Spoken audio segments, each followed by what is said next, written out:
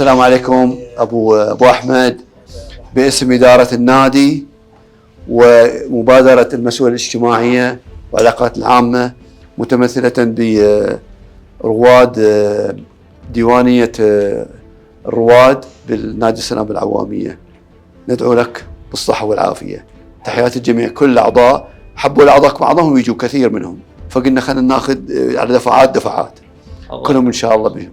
ندعو لك بالشفاء العاجل والطلوع من المستشفى إن شاء الله، وأنت في أتم الصحة والعافية، وترجع إلى خدماتك الاجتماعية بما فيها 4x4 وإنقاذ الآخرين.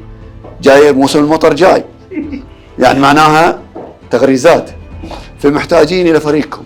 الله يعطيك العافية والصحة والعافية حبيبي أخ محمد باقر، وإخواني كلكم أبناء ديرتي وأبناء نادي اللي تربيت معاهم ولعبت معاهم من صغري، وأبناء بلدي وديرتي. الله يعطيكم الصحة والعافية على هذه الزيارة الكريمة المعطاءة التي تشجعني أنا شخصيا. الآن المرحلة الأساسية والأهم الآن عندي هي التأهيل جسميا من جديد.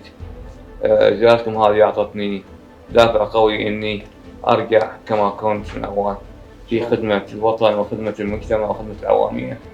كما أشكر إدارة نادينا الموقرة الجميلة التي امتدت سنوات طويلة، وهي ترعى أبنائها سواء كان أثناء اللعب أو بعد اعتزال اللعب أو أثناء يعني أي مشكلة تصيبه ما يتركوه. أبو أحمد نار على علم، سواء في العوامية في القطيف في المنطقة ككل.